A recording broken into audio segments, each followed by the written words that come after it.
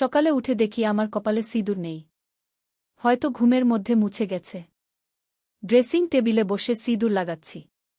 ছেলে এসে দাঁড়াল পেছনে।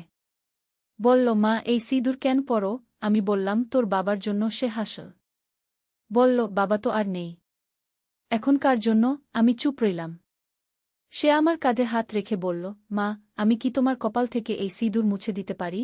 আমি অবাক হয়ে জিজ্ঞেস করলাম, কেন? সে আমার দিকে আয়নায় তাকিয়ে বলল, কারণ আমি চাই তোমার কপালে আমার নামের সিঁদুর। আমি তোমাকে বিয়ে করতে চাই। মা, সিঁদুরের কৌটা আমার হাত থেকে পড়ে গেল।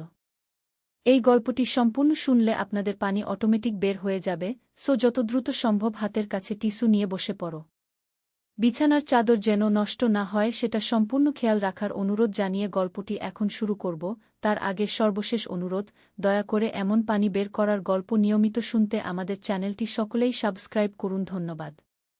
হ্যালো বন্ধুরা, আমার নাম মিতালি সেন। আমার বয়স ৩৯ বছর। আমার স্বামীর নাম সুদীপ্ত সেন, বয়স ৫২ বছর। আমাদের ২ সন্তান, রিয়ান আর তিয়া। রিয়ান ২১ বছর বয়সী, বিশ্ববিদ্যালয়ে পড়ে। তিয়া ১৪ বছর বয়সী, উচ্চ বিদ্যালয়ে যায়। আজ সকালে ঘটনাটা ঘটল। আমি নিজেকে সামলাতে পারছিলাম না। রিয়ান আমার সামনে দাঁড়িয়ে আছে। তার চোখে এমন একটা ভাব যেটা আমি কোনোদিন দেখিনি। আমি তার মুখের দিকে তাকিয়ে থাকলাম। কি বলবো বুঝতে পারছিলাম না। মা, তুমি কিছু বলছো না কেন? রিয়ান আবার বলল। আমার গলা শুকিয়ে গেছে। রিয়ান, তুই কি বলছিস জানিস? হ্যাঁ মা, আমি জানি আমি কি বলছি। আমি তোমাকে ভালোবাসি। শুধু মা হিসেবে না, একজন নারী হিসেবে। আমার মাথা ঝিমঝিম করছে। এটা কি হচ্ছে? আমি উঠে দাঁড়ালাম। রিয়ান, তুই পাগল হয়ে গেছিস? না মা, আমি একদম ঠিক আছি। বাবা মারা যাওয়ার পর তুমি একা। আমি চাই না তুমি একা থাকো। আমি তোমার যত্ন নিতে চাই। আমি রিয়ানের কাঁধ ধরে ঝাঁকালাম। রিয়ান, তুই ভুল পথে যাচ্ছিস। এসব কি বলছিস? রিয়ান আমার হাত ধরল। মা, আমি জানি এটা অস্বাভাবিক লাগছে। কিন্তু আমি সিরিয়াস। হঠাৎ তিয়া ঘরে ঢুকল। মা, তুমি কাঁদছ কেন? আর ভাই, তুই মার হাত ধরে আছিস কেন? আমি দ্রুত রিয়ানের হাত ছাড়িয়ে নিলাম। কিছু না তিয়া। তোর ভাইয়ের সাথে একটু কথা হচ্ছিল। তিয়া সন্দেহের চোখে আমাদের দিকে তাকাল। কিসের কথা? রিয়ান বলল, তিয়া, তুই যা। আমার মার সাথে প্রাইভেট কথা আছে। প্রাইভেট কথা? তিয়া আরও সন্দেহ করল। মা, কি ব্যাপার? আমি কোনোভাবে নিজেকে সামলে নিলাম। তিয়া, তুই নিচে গিয়ে নাস্তা খা। আমি এখনই আসছি। তিয়া অনিচ্ছায় চলে গেল। রিয়ান আবার আমার দিকে এগিয়ে এলো। মা, আমি জানি এটা হঠাৎ। কিন্তু আমি অনেক দিন ধরে এভাবে ভাবছি। আমি পিছিয়ে গেলাম। রিয়ান, তুই আমার ছেলে। আমি তোর মা। এর বেশি কিছু না। কিন্তু মা, আমি বড় হয়ে গেছি। আমি এখন একজন পুরুষ। আমি তোমাকে সুখী করতে পারি। আমার চোখ জ্বলে ভরে গেল। রিয়ান, তুই কোথায় এসব শিখছিস?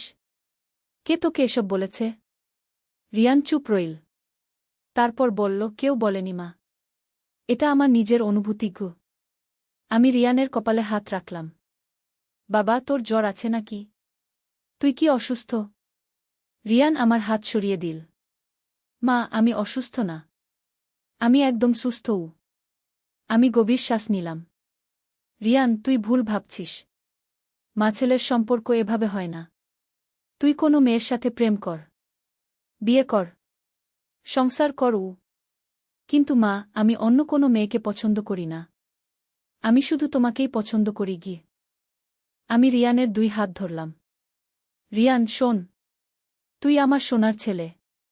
আমি তোকে ভীষণ ভালোবাসি।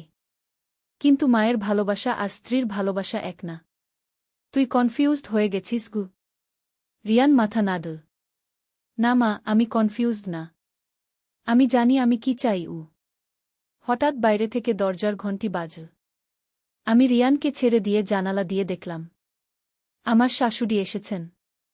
মা এসেছেন। তুই নিচে যা। আমি রিয়ানকে বললাম। রিয়ান বলল, মা, আমাদের কথা এখনো শেষ হয়নি। আমি রিয়ানের মুখে হাত দিলাম। পরে বলবো। এখন যাগু। রিয়ান চলে গেল। আমি নিচে গিয়ে দরজা খুললাম। শাশুড়ি মানে সুদীপ্তর মা এসেছেন। নমস্কার মা গো, আমি প্রণাম করলাম। শুভ সকাল বৌমা, কেমন আছো? ভালো আছি মা, আপনি ভিতরে আসুন গো। আমরা বসার ঘরে গেলাম। তিয়া এসে দিদিমাকে প্রণাম করল। রিয়ানও এলো। দিদিভাই কেমন আছিস? শাশুড়ি রিয়ানকে জিজ্ঞেস করলেন। ভালো আছি দিদিমা, ঘুরিয়ান উত্তর দিল। আমি চা বানিয়ে আনলাম। আমার হাত কাঁপছিল। শাশুড়ি লক্ষ্য করলেন। বৌমা, তোমার হাত কাঁপছে কেন? অসুস্থ লাগছে? না মা, কিছু না। হয়তো চা গরম বেশি খেয়ে আমি একটা অজুহাত দিলাম। শাশুড়ি বললেন, বৌমা আমি আজ একটা কথা বলতে এসেছি। কি কথা মা? আমার এক বন্ধুর ছেলে আছে। খুব ভালো ছেলে, ব্যাংকে চাকরি করে। আমি ভাবছি তোমার জন্য পাত্র দেখি গু। আমি চমকে উঠলাম। আমার জন্য? হ্যাঁ বৌমা। তুমি এখনো অল্প বয়সী, একা একা থাকবে কেন? আবার বিয়ে করো, নতুন জীবন শুরু করোক। রিয়ান হঠাৎ বলে উঠল, দিদিমা, মা আর বিয়ে করবে না গি? সবাই রিয়ানের দিকে তাকাল। শাশুড়ি বললেন, কেন রে? তোর মা বিয়ে করতে পারে না কেন? রিয়ান একটু ইতস্তত করল। তারপর বলল, মানে? মা একা থাকতে চায়। আমি রিয়ানকে থামানোর চেষ্টা করলাম। কিন্তু রিয়ান আবার বলল, দিদিমা আমি মার যত্ন নিই। তিয়াও আছি, মার আর বিয়ে করার দরকার নেই। শাশুড়ি ভ্রু কুচকালেন। এটা তো ভুল কথা রিয়ান। তোর মা একা কতদিন থাকবে? তুইও তো বিয়ে করে চলে যাবি গ। আমি কোথাও যাব না দিদিমা, আমি সবসময় মার সাথে থাকব। শাশুড়ি আরও অবাক হলেন। তুই বিয়ে করবি না? রিয়ান চুপ রইল। আমি দ্রুত বললাম, মা, রিয়ান এখনো ছোট, পড়াশোনা শেষ করুক, তারপর এসব ভাববে। শাশুড়ি বললেন, তাই হোক।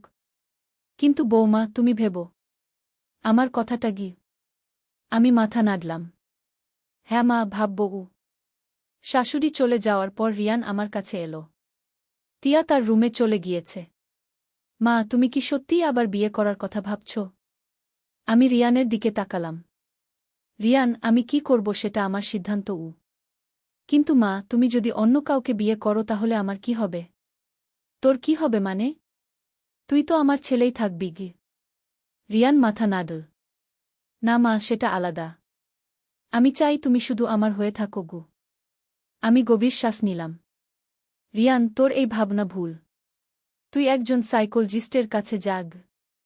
আমার সাইকোলজিস্টের দরকার নেই মা, আমি ভালোই আছি গু। আমি রিয়ানের হাত ধরলাম। রিয়ান, তুই আমার কাছে সবচেয়ে প্রিয়। কিন্তু তুই যা ভাবছিস সেটা ঠিক না। মা ছেলের সম্পর্ক পবিত্র, সেটাকে নষ্ট করিস না গি। রিয়ান আমার হাত চুমু দিল। আমি চমকে হাত সরিয়ে নিলাম। রিয়ান, এটা কি করছিস? মা, আমি তোমাকে ভালোবাসি।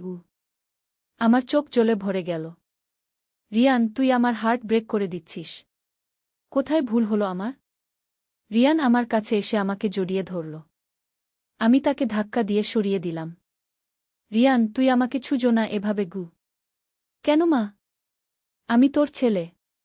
তুমি আমাকে ছোটবেলা থেকে আদর করেছ। এখন কেন না? সেটা ছিল মায়ের আদর। এখন তোর নিয়ত আলাদা গু। রিয়ান চুপ রইল। তারপর বলল, মা, আমি তোমার রুমে আসতে পারি? আমি অবাক হলাম। কেন? আমি তোমার পাশে শুতে চাই। রিয়ান, আমি চিৎকার করে উঠলাম। তুই কি বলছিস জানিস? তিয়া দৌড়ে এলো। মা, তুমি চিৎকার করলে কেন? আমি নিজেকে সামলে নিলাম। কিছু না তিয়া। আমি আমি একটা ইঁদুর দেখে চমকেছি গু। তিয়া চারদিক দেখল। কোথায় ইঁদুর? চলে গেছে আমি বললাম। তিয়া রিয়ানের দিকে তাকাল। ভাই, তুই অদ্ভুত ব্যবহার করছিস কেন? সকাল থেকে মার সাথে কি কথা হচ্ছে? রিয়ান বলল, তোর কোনো ব্যাপার না তিয়া গি। আমার ব্যাপার নেই মানে? এটা আমার বাড়ি, আমারও অধিকার আছে জানার। আমি তিয়াকে বললাম, তিয়া, তুই তোর পড়া দেখ, আমি আর তোর ভাই একটু কথা বলি। তিয়া অনিচ্ছায় চলে গেল। রিয়ান আবার আমার দিকে এগিয়ে এলো। মা, আমি তোমাকে বলেছি আমি তোমাকে ভালোবাসি। তুমি আমার উত্তর দাওনি কি? আমি রিয়ানের দিকে তাকালাম। রিয়ান, আমিও তোকে ভালোবাসি। মায়ের ভালোবাসা। এর বেশি কিছু না গি। কিন্তু আমি চাই এর বেশি গ। আমি মাথা ধরলাম। রিয়ান, তুই আমাকে পাগল করে দিচ্ছিস। কোথায় ভুল হলো? আমি কি তোকে বেশি আদর করেছি? বেশি ভালোবাসা দিয়েছি? রিয়ান বলল, না মা, তুমি ভুল করনি। আমার মনে প্রশ্ন জেগেছে গি। কি প্রশ্ন? রিয়ান গভীর শ্বাস নিল। মা, তুমি রাতে একা শোও। কষ্ট হয় না? আমি লজ্জা পেলাম। রিয়ান, এসব কথা বলিস না গি। কিন্তু মা, এটা তো স্বাভাবিক। তুমি একজন নারী। তোমারও শারীরিক চাহিদা আছে গি। আমি রিয়ানকে থাপ্পড় মারলাম। বদমাস! এসব কথা বলিস কি করে? রিয়ানের গালে হাতের দাগ পড়ল। কিন্তু সে রাগ করল না। মা, আমি ভুল কিছু বলিনি। আমি সত্যি কথা বলেছি। আমার চোখে জল এলো। রিয়ান, তুই কোথায় শিখছিস এসব? ইন্টারনেটে কি দেখিস? রিয়ান চুপ রইল। তারপর বলল, মা, আমি কিছু গল্প পড়েছি। কিরকম গল্প? মাছেলের গল্প। আমি অবাক হলাম। কোথায় পেলি এরকম গল্প? রিয়ান লজ্জা পেল। ইন্টারনেটে ঘু। আমি রিয়ানের কলার ধরলাম। তুই এসব নোংরা জিনিস পড়িস? তোর মাথা খারাপ হয়ে গেছে? রিয়ান আমার হাত সরিয়ে দিল। মা, এগুলো নোংরা না। এগুলো প্রেমের গল্প। প্রেমের গল্প? মাছেলের প্রেম হয় নাকি? রিয়ান বলল, মা, কেন হবে না? ভালোবাসার কোনো বাধা নেই। আমি রিয়ানের দিকে তাকিয়ে রইলাম। রিয়ান, তুই সম্পূর্ণ পথভ্রষ্ট হয়ে গেছিস গু। হঠাৎ দরজার ঘণ্টি বাজল। আমি দেখলাম আমার ছোট বোন রিনা এসেছে। রিনা এসেছে? তুই তোর রুমে যা গিয়ে, আমি রিয়ানকে বললাম। রিয়ান চলে গেল। আমি দরজা খুলে রিনাকে ভিতরে নিয়ে এলাম। দিদি, কেমন আছো? রিনা জিজ্ঞেস করল। ভালো আছি কু, আমি উত্তর দিলাম। রিনা আমার মুখের দিকে তাকাল। দিদি, তোমাকে চিন্তিত লাগছে। কি হয়েছে? আমি কোনো উত্তর দিতে পারলাম না। রিনা আমার পাশে বসল। দিদি, আমাকে বলো। কি সমস্যা? আমি রিনার কাছে সব খুলে বললাম। রিয়ানের কথাগুলো, তার আচরণ সব। রিনা শুনে অবাক হল। দিদি, এটা তো গুরুতর সমস্যা গি। আমি কি করব রিনা? আমি বুঝতে পারছি না গি।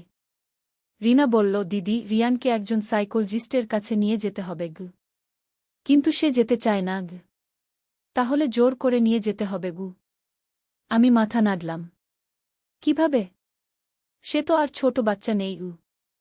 রিনা ভাবল একটু। তারপর বলল, দিদি, তুমি রিয়ানকে কিছুদিন আমার কাছে পাঠিয়ে দাও। আমি তাকে বুঝিয়ে বলবো। আমি খুশি হলাম। সত্যি? তুমি পারবে? চেষ্টা করে দেখি। রিনা রিয়ানকে ডেকে নিয়ে এলো। রিয়ান এসে বসল।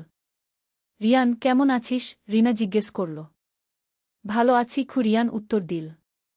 রিনা বলল, রিয়ান, তুই কি আমার সাথে কয়েকদিন থাকবি? আমার একটু হেল্প লাগবে গি। রিয়ান সন্দেহের চোখে তাকাল। কিরকম হেল্প? আমার কম্পিউটারের কাজ আছে। তুই তো কম্পিউটারে ভালো গু। রিয়ান আমার দিকে তাকাল। মা, আমি খালার কাছে যাব? আমি বললাম, হ্যাঁ, যা।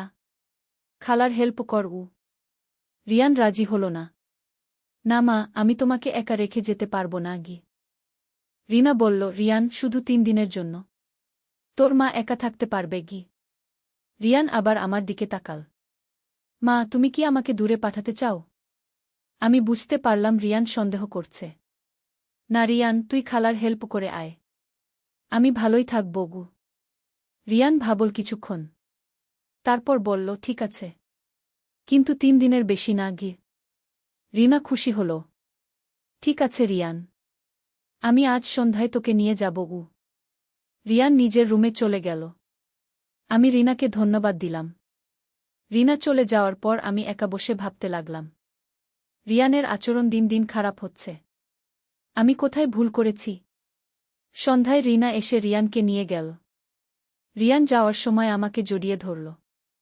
আমি অস্বস্তি বোধ করলাম, কিন্তু কিছু বলতে পারলাম না। মা, আমি তোমাকে মিস করব, রিয়ান বলল। আমিও তোকে মিস করব, আমি উত্তর দিলাম। রিয়ান চলে যাওয়ার পর বাড়িতে শান্তি নেমে এলো। তিয়া তার পড়াশোনা নিয়ে ব্যস্ত।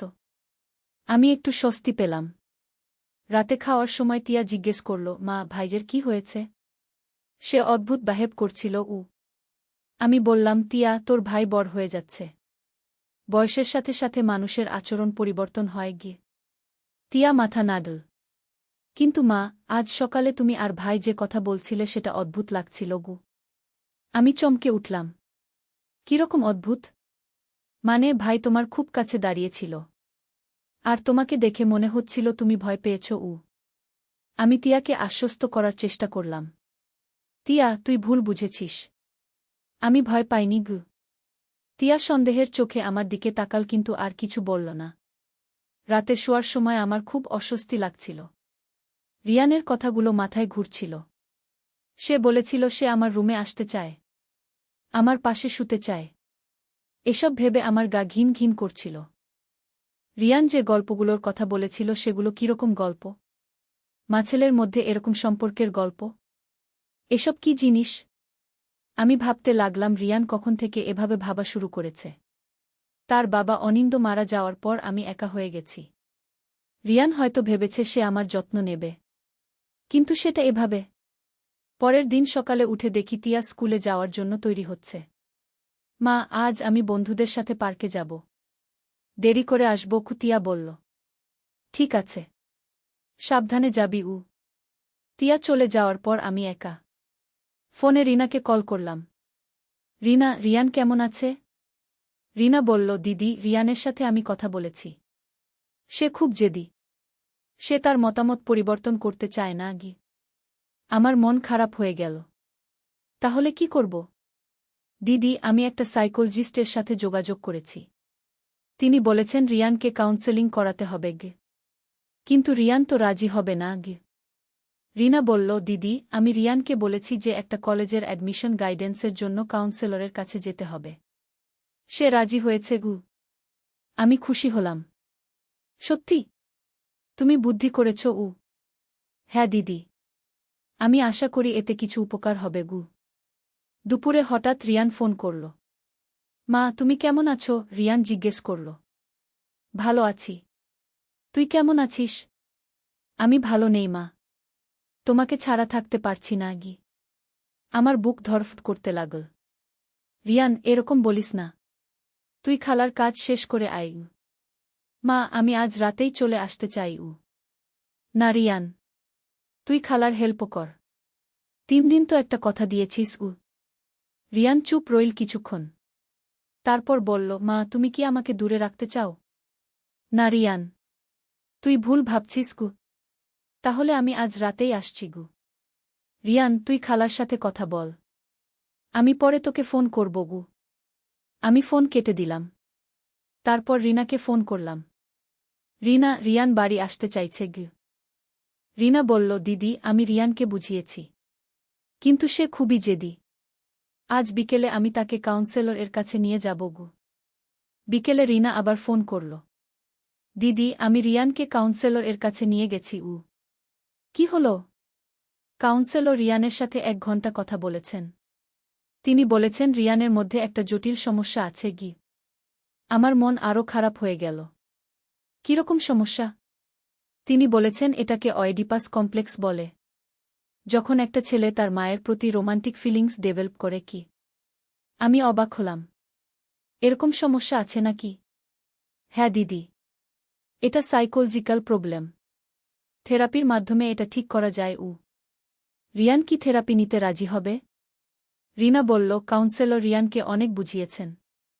রিয়ান বুঝতে পেরেছে তার ভাবনাগুলো ঠিক না গি। আমি একটু স্বস্তি পেলাম। সত্যি? হ্যাঁ দিদি। কাউন্সেলর বলেছেন এরকম ক্ষেত্রে পরিবারের সাপোর্ট খুব দরকার গু। আমি কি করতে পারি? রিনা বলল, দিদি, তুমি রিয়ানের সাথে নরমাল আচরণ করবে, কিন্তু তার অস্বাভাবিক আচরণে সাড়া দেবে না গি। সন্ধ্যায় রিয়ান আমাকে আবার ফোন করল। মা, আমি বুঝতে পেরেছি আমার ভাবনাগুলো ঠিক ছিল না গি। আমি খুশি হলাম। সত্যি রিয়ান? হ্যাঁ মা।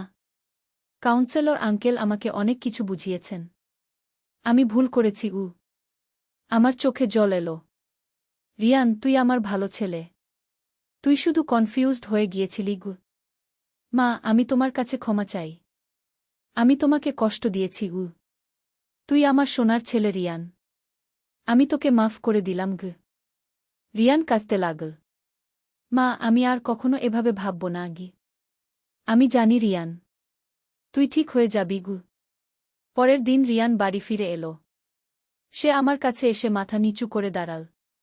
মা, আমি সরি। আমি রিয়ানের মাথায় হাত রাখলাম। রিয়ান, তুই ঠিক আছিস? এটা তোর দোষ ছিল না। রিয়ান আমার পায়ে হাত দিয়ে প্রণাম করল। মা, আমি প্রমিস করছি আমি আর কখনো তোমাকে অস্বস্তি দেব না। আমি রিয়ানকে কোলে নিয়ে আদর করলাম। এবার সেই পুরানো মায়ের আদর। কোনো অস্বস্তি নেই। তিয়া স্কুল থেকে ফিরে এসে খুশি হল রিয়ানকে দেখে। ভাই, তুই ফিরে এসেছিস। আমি তোকে মিস করেছি। রিয়ান তিয়াকে আদর করল। আমিও তোকে মিস করেছি। সন্ধ্যায় আমরা তিনজন একসাথে টিভি দেখছিলাম। রিয়ান আমার পাশে বসেছিল কিন্তু দূরত্ব বজায় রেখে। সে আর আমার খুব কাছে আসার চেষ্টা করছিল না। রাতে খাওয়ার সময় রিয়ান বলল, মা, আমি সিদ্ধান্ত নিয়েছি আমি দূরে একটা কলেজে ভর্তি হব। আমি চমকে উঠলাম। কেন রিয়ান? মা, আমার মনে হয় একটু দূরে থাকলে আমার ভালো হবে। আমি ইন্ডিপেন্ডেন্ট হয়ে উঠব। আমি বুঝতে পারলাম রিয়ান ঠিক সিদ্ধান্ত নিয়েছে। তুই যদি চাস তো যা, কিন্তু আমি তোকে মিস করব। রিয়ান হাসল। আমিও তোমাদের মিস করব মা। কিন্তু এটাই ভালো। তিয়া দুঃখ করল। ভাই, তুই চলে গেলে আমার সাথে কে খেলবে? রিয়ান তিয়ার মাথায় হাত রাখল। তিয়া, আমি ছুটির দিনে এসে তোর সাথে খেলব। কয়েক সপ্তাহ পর রিয়ান সত্যি সত্যি দূরের একটা কলেজে ভর্তি হয়ে গেল। সে যাওয়ার আগে আমাকে বলল, মা, আমি নিয়মিত কাউন্সেলিং নেব। আমি পুরোপুরি সুস্থ হয়ে উঠতে চাই। আমি রিয়ানকে আশীর্বাদ করলাম। তুই আমার গর্ব রিয়ান। তুই নিজেকে চিনতে পেরেছিস এবং পরিবর্তন হওয়ার চেষ্টা করছিস। রিয়ান চলে যাওয়ার পর বাড়ি খালি খালি লাগছিল। কিন্তু আমি স্বস্তি পেয়েছিলাম। সেই অস্বস্তিকর পরিস্থিতি আর নেই। মাসখানেক পর শাশুড়ি আবার এলেন। তিনি আবার বিয়ের প্রস্তাব নিয়ে এলেন। বৌমা, আমি আবার সেই ছেলের কথা বলতে এসেছি। তুমি একবার দেখো না। আমি ভাবলাম, রিয়ান এখন দূরে। সে সুস্থ হয়ে উঠছে। হয়তো আমার নতুন জীবন শুরু করা উচিত। মা, আমি রাজি আছি। ছেলেটার সাথে দেখা করতে পারি। শাশুড়ি খুব খুশি হলেন। সত্যি বৌমা? তুমি রাজি? হ্যাঁ মা। আমিও মনে করি একা থাকাটা ঠিক না। কয়েকদিন পর ছেলেটার সাথে আমার দেখা হল। তার নাম সৌরভ। বয়স ৪৫। বিধবা। তার একটা মেয়ে আছে। খুব ভদ্র এবং শিক্ষিত মানুষ। আমরা দুজনেই একমত হলাম বিয়ের ব্যাপারে। তিয়াও খুশি হল নতুন বাবা পাওয়ার জন্য। রিয়ানকে খবর দিলাম ফোনে। সে খুব খুশি হল। মা, আমি খুব খুশি। তুমি একা থাকবে না। কিন্তু মা, আমি বিয়েতে আসতে পারব না। আমি অবাক হলাম। কেন রিয়ান? মা, আমি এখনো পুরোপুরি সুস্থ হইনি। আমার মনে হয় আমার না আসাই ভালো। কিন্তু আমি তোমাকে ফোনে আশীর্বাদ করব। আমি বুঝতে পারলাম রিয়ান ঠিক কথাই বলেছে। ঠিক আছে রিয়ান, তুই সুস্থ হওয়াটাই আমার কাছে বেশি গুরুত্বপূর্ণ। ৩ মাস পর আমার আর সৌরভের বিয়ে হল। খুব সাদামাটা অনুষ্ঠান। শুধু আত্মীয়-স্বজন এবং বন্ধুরা এসেছিলেন। বিয়ের দিন রিয়ান ফোন করে আমাকে আশীর্বাদ করল। মা, তুমি খুব সুন্দর লাগছ। সৌরভ কাকা খুব ভালো মানুষ। তুমি সুখী থাকবে। আমার চোখে জল এলো। রিয়ান, তুই আমার সবচেয়ে ভালো ছেলে। মা, আমি তোমায় কখনো কষ্ট দেব না। আমি একটা ভালো মানুষ হয়ে উঠব। বিয়ের পর নতুন জীবন শুরু হল। সৌরভ খুব ভালো মানুষ। তার মেয়ে পূর্ণিমাও তিয়ার সাথে ভালো মিশে। আমরা নতুন বাড়িতে উঠলাম। তিয়া নতুন স্কুলে ভর্তি হল। সবকিছু ঠিকঠাক চলতে লাগল। রিয়ান মাসে একবার ফোন করে। সে পড়াশোনায় ভালো করছে। নিয়মিত থেরাপি নিচ্ছে। ধীরে ধীরে সুস্থ হয়ে উঠছে। ১ বছর পর রিয়ান ছুটিতে বাড়ি এলো। কিন্তু আমার নতুন বাড়িতে না, সে গেল রিনার কাছে। রিনা আমাকে ফোন করল। দিদি, রিয়ান অনেক চেঞ্জ হয়েছে। সে এখন নরমাল। আমি খুশি হলাম। সত্যি? হ্যাঁ দিদি। সে এখন একটা মেয়ের সাথে ফ্রেন্ডশিপ করেছে। তার নাম অনন্যা। আমার মন ভালো হয়ে গেল। অনন্যা কেমন মেয়ে? খুব ভালো মেয়ে দিদি। একই কলেজে পড়ে। রিয়ান বলছে সে অনন্যাকে বিয়ে করতে চায়। আমি কেঁদে ফেললাম খুশিতে। রিয়ান তাহলে সম্পূর্ণ সুস্থ হয়ে গেছে? হ্যাঁ দিদি। সে এখন একটা স্বাভাবিক যুবক। তার মধ্যে সেই পুরানো সমস্যা আর নেই। কয়েকদিন পর রিয়ান আমাকে ফোন করল। মা, আমি তোমার সাথে দেখা করতে চাই। আমি চমকে উঠলাম। রিয়ান, তুই কি প্রস্তুত? হ্যাঁ মা। আমি সম্পূর্ণ সুস্থ। আমি তোমাকে অনন্যার সাথে পরিচয় করিয়ে দিতে চাই। আমি খুব খুশি হলাম। অবশ্যই রিয়ান। তুই আর। পরের দিন রিয়ান অনন্যাকে নিয়ে এলো। অনন্যা খুব সুন্দর এবং ভদ্র মেয়ে।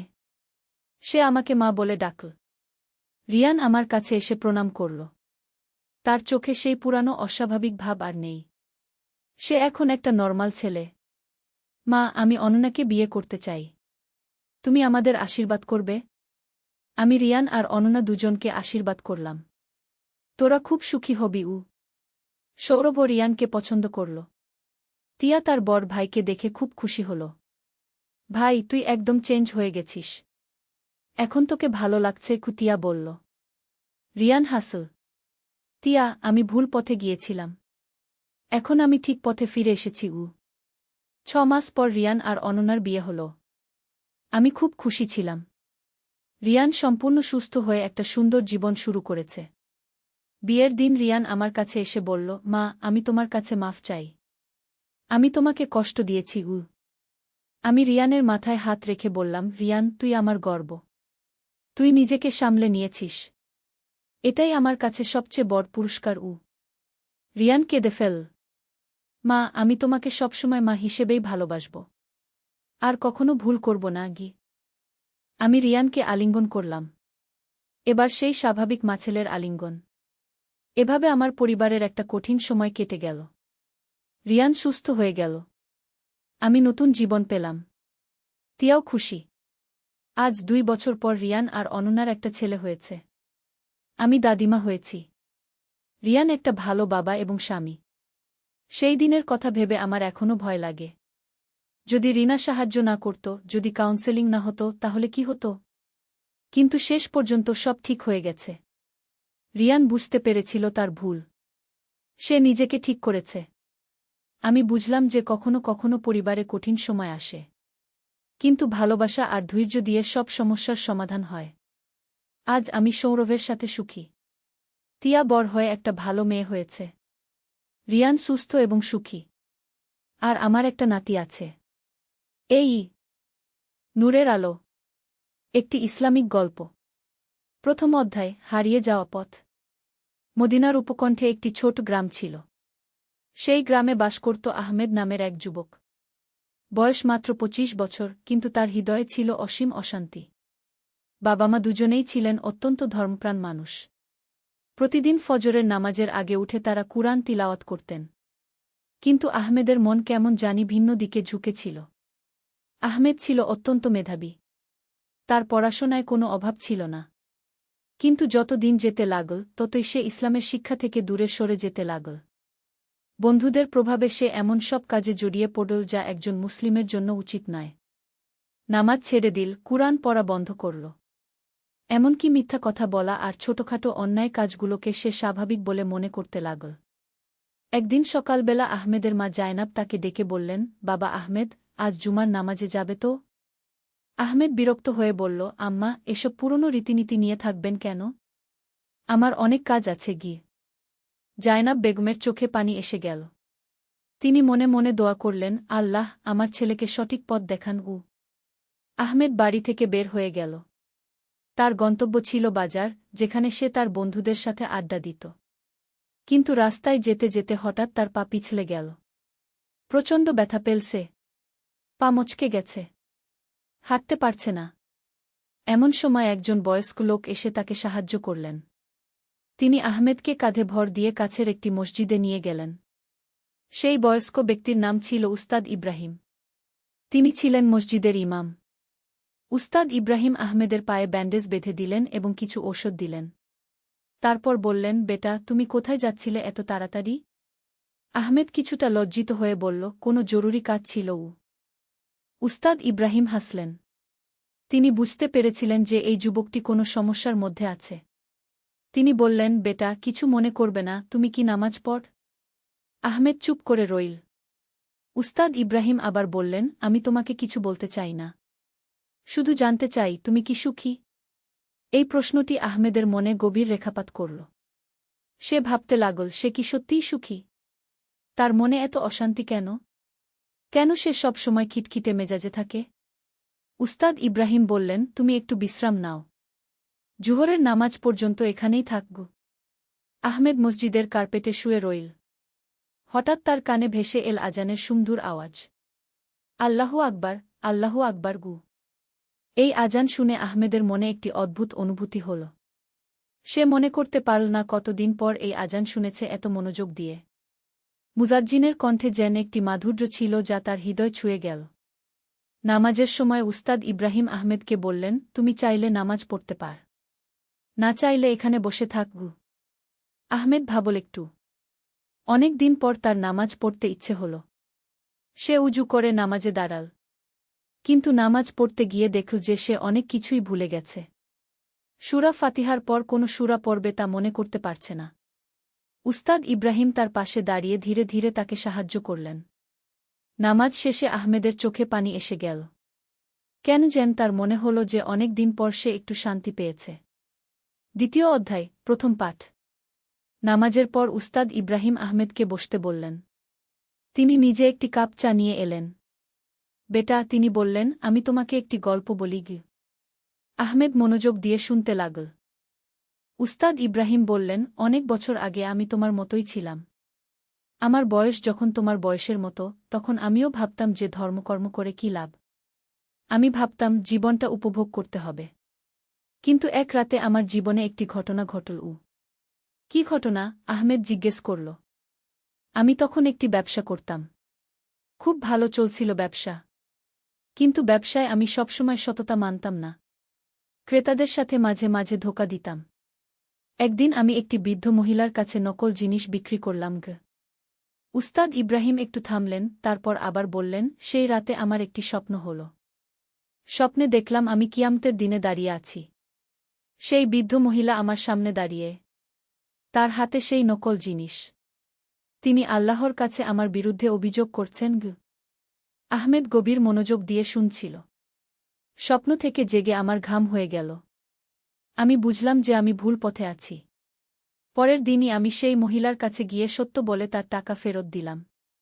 তারপর থেকে আমি সততার পথে চলার চেষ্টা করেছি। আহমেদ বলল, কিন্তু উস্তাদজি, এগুলো তো স্বপ্নের কথা। বাস্তবে তো কিছু হয় না আগে। উস্তাদ ইব্রাহিম হাসলেন। বেটা, আল্লাহ তায়ালা অনেক সময় স্বপ্নের মাধ্যমেও আমাদের সতর্ক করেন। কিন্তু সেটাই মূল কথা নয়। মূল কথা হল, আমি যখন সততার পথে চলতে শুরু করলাম, তখন আমার মনের অশান্তি দূর হয়ে গেল। তিনি আরও বললেন, তুমি কি জানো আমাদের রাসূল সাক কি বলেছেন? তিনি বলেছেন, যে ব্যক্তি আল্লাহর জিকির করে সে জীবিত, আর যে আল্লাহর জিকির করে না সে মৃত। এর মানে কি? আহমেদ জিজ্ঞেস করল। এর মানে হল, যখন আমরা আল্লাহকে স্মরণ করি, তখন আমাদের আত্মা জীবিত থাকে। আমরা শান্তি পাই। আর যখন আমরা আল্লাহকে ভুলে যাই, তখন আমাদের আত্মা মরে যায়। তখন আমরা অশান্তিতে ভোগি। আহমেদ চুপ করে থাকল। তার মনে হচ্ছিল যে উস্তাদ ইব্রাহিমের কথাগুলো সত্যি। তার নিজের অভিজ্ঞতা দিয়েই সে বুঝতে পারছিল যে যখন থেকে সে নামাজ কালাম ছেড়েছে, তখন থেকেই তার মনে অশান্তি বেড়েছে। উস্তাদ ইব্রাহিম বললেন, বেটা, আমি তোমাকে কোনো কিছুর জন্য জোর করব না। কিন্তু একটি কথা বলি। তুমি একবার চেষ্টা কর। মাত্র এক সপ্তাহের জন্য নিয়মিত 5 ওয়াক্ত নামাজ পড় এবং প্রতিদিন একটু কুরআন পড়। দেখ তোমার মনে কি পরিবর্তন হয়। আহমেদ ভাবতে লাগল। এক সপ্তাহ তো কোনো বড় বিষয় নয়। সে বলল, ঠিক আছে উস্তাদজি, আমি চেষ্টা করে দেখি। উস্তাদ ইব্রাহিম খুশি হয়ে বললেন, আল্লাহ তোমার সাহায্য করুন গু। আহমেদ বাড়ি ফিরে গেল। তার মা জায়নাব বেগম দেখলেন যে আহমেদের চেহারায় একটি পরিবর্তন এসেছে। তিনি কিছু জিজ্ঞেস করলেন না, কিন্তু মনে মনে আল্লাহর শুকরিয়া আদায় করলেন। সেদিন রাতে আহমেদ অনেক দিন পর কুরআন হাতে নিল। সে সূরা বাকারা পড়তে শুরু করল। কিছুক্ষণ পড়ার পর তার চোখ ভিজে গেল। কুরআনের এই আয়াতটি তার মনে গেঁথে গেল। আর যারা ঈমান এনেছে এবং সৎকাজ করেছে তাদের জন্য রয়েছে জান্নাত, যার নিচ দিয়ে প্রবাহিত হয় নদীসমূহ। সেই রাতে আহমেদের অনেক দিন পরে ভালো ঘুম হল। তৃতীয় অধ্যায়, পরীক্ষার সময়। পরের দিন থেকে আহমেদ তার প্রতিজ্ঞা অনুযায়ী নিয়মিত নামাজ পড়তে শুরু করল। প্রথম দিন খুবই কষ্ট হল। ফজরের নামাজের জন্য ভোরে উঠতে পারল না। কিন্তু সে হার মানল না। পরের দিন অ্যালার্ম দিয়ে রাখল। 3 দিন পার হওয়ার পর আহমেদের মনে একটু পরিবর্তন অনুভব করল। তার রাগ গুস্সা কমে গেছে। মা বাবার সাথে কথা বলার সময় আগের মতো বিরক্তি লাগছে না। কিন্তু চতুর্থ দিনে একটি পরীক্ষা এল।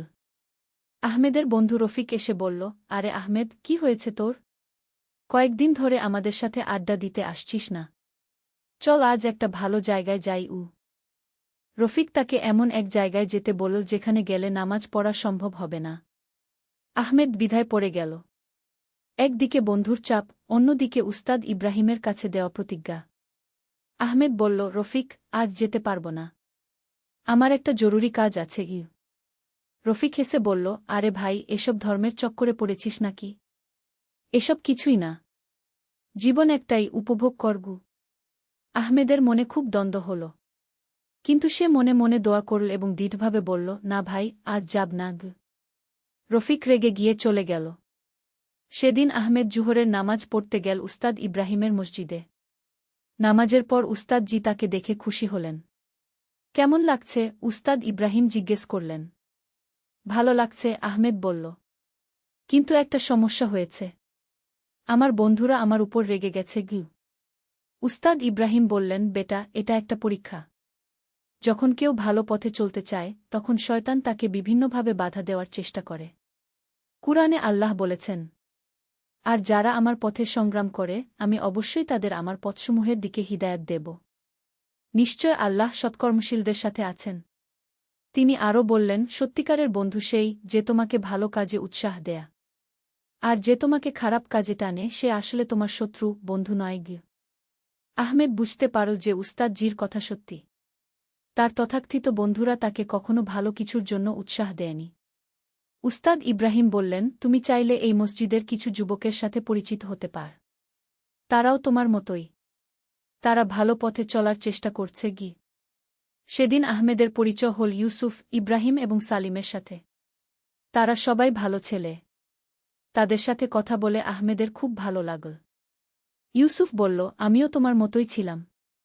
কিন্তু যখন আমি নিয়মিত নামাজ পড়তে শুরু করলাম আমার জীবনটাই বদলে গেল।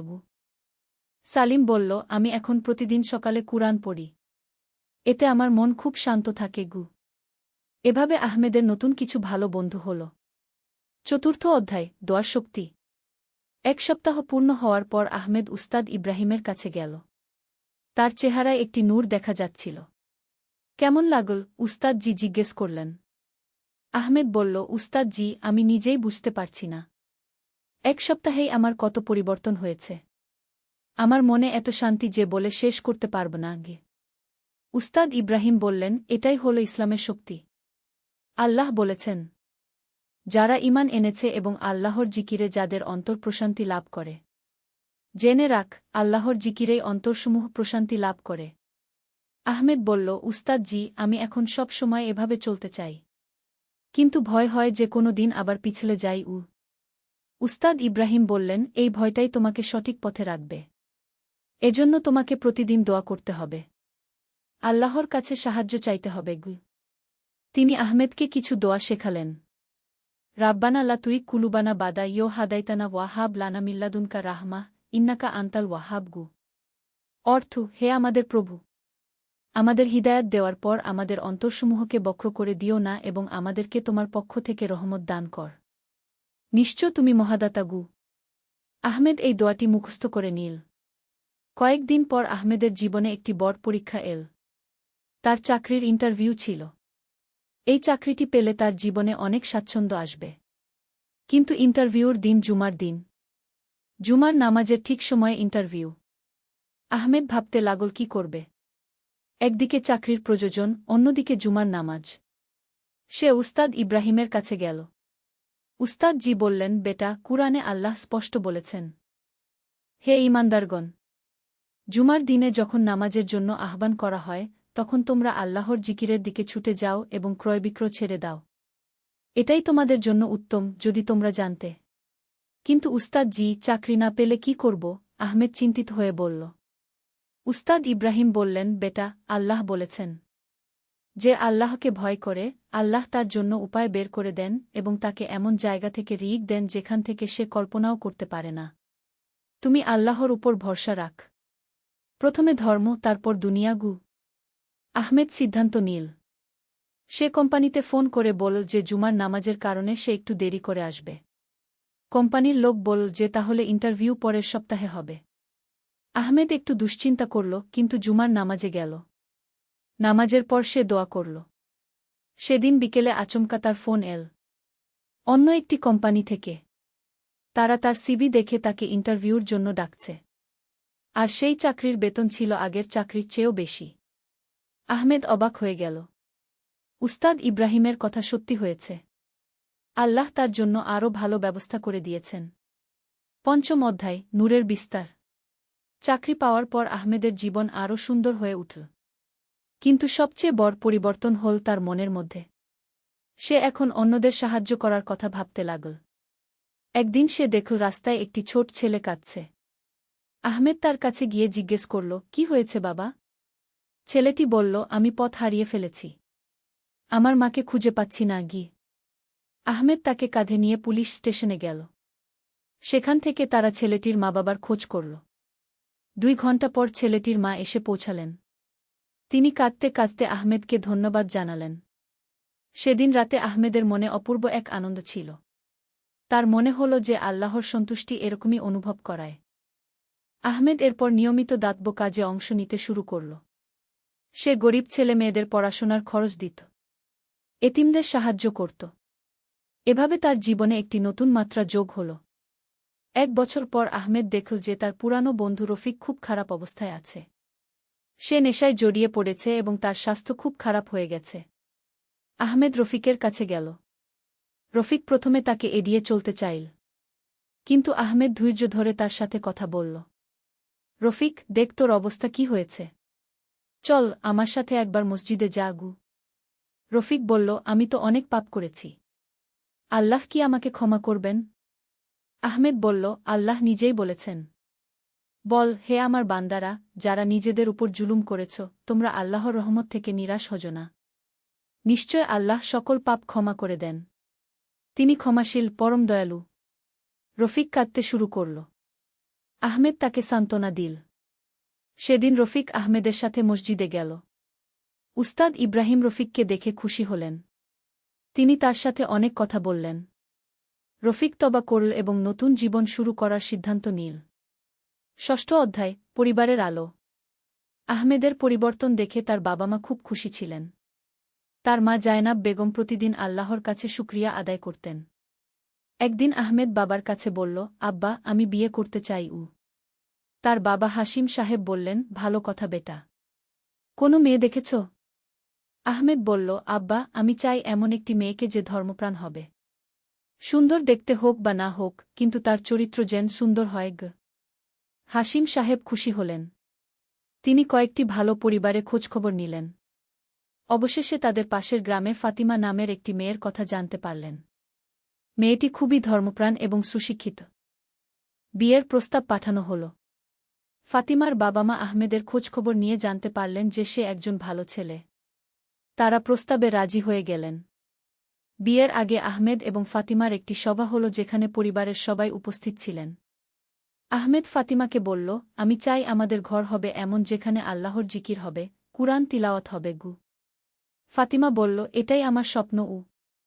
বিয়ে হল খুব সাদাসিধেভাবে, কিন্তু বরকতে ভরপুর। বিয়ের পর আহমেদ ও ফাতিমা নিয়মিত একসাথে কুরআন পড়তেন। তাদের ঘরে এক অপূর্ব শান্তির পরিবেশ ছিল। একদিন ফাতিমা আহমেদকে বলল, আমি একটি কুরআন শিক্ষার স্কুল খুলতে চাই, ছোট মেয়েদের জন্য।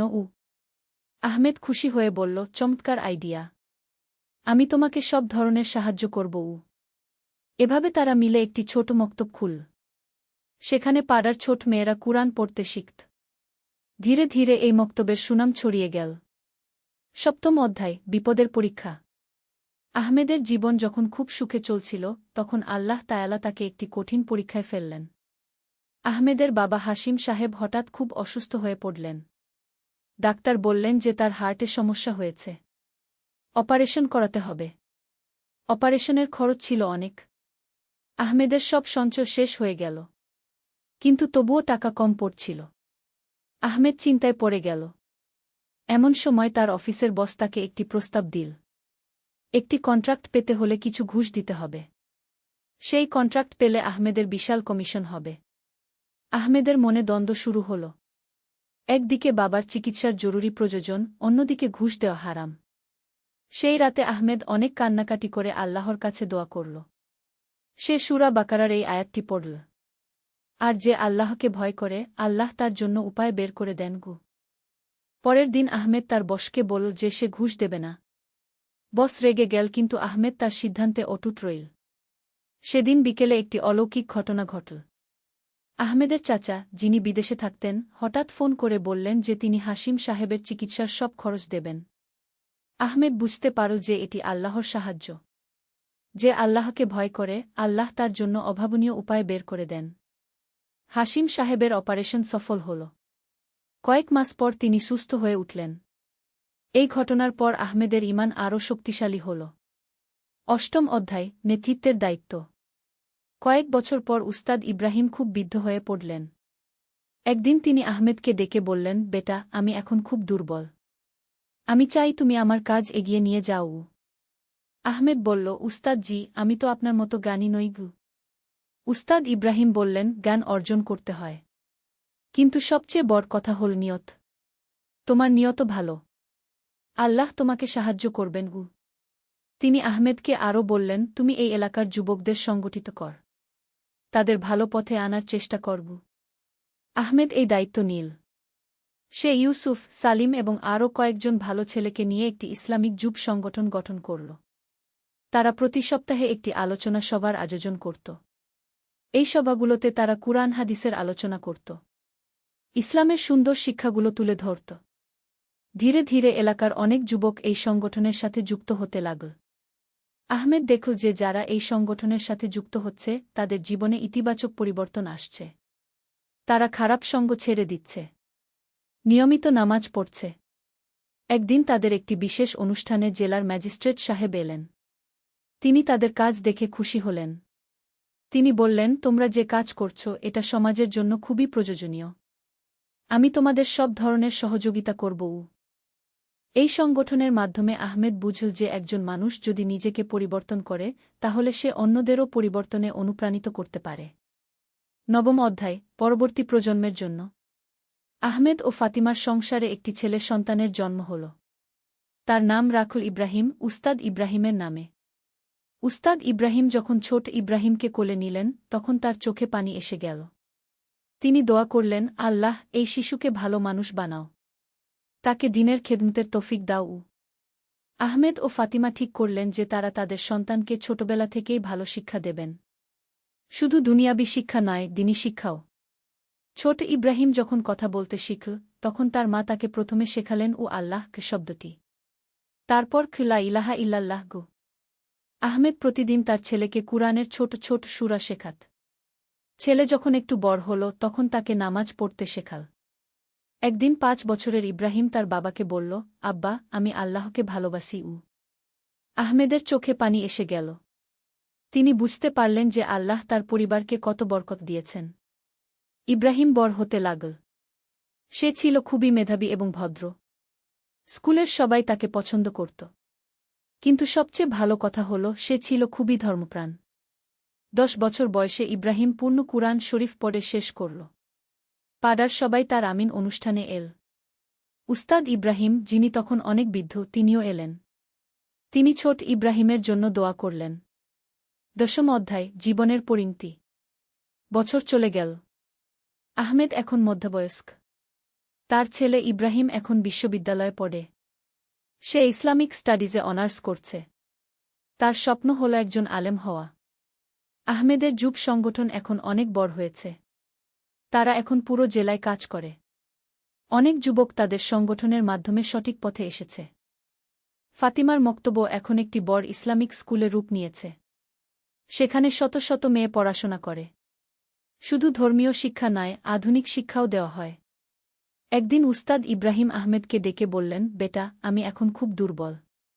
আমার মনে হয় আল্লাহ আমাকে তার কাছে ডাকছেন গু। আহমেদ কাঁদিতে শুরু করল। উস্তাদ জি তাকে সান্ত্বনা দিয়ে বললেন, কাঁদিস না। মৃত্যু তো সবার জন্য নির্ধারিত। আমি খুশি যে আমি তোমাকে ভালো পথে দেখতে পাচ্ছি।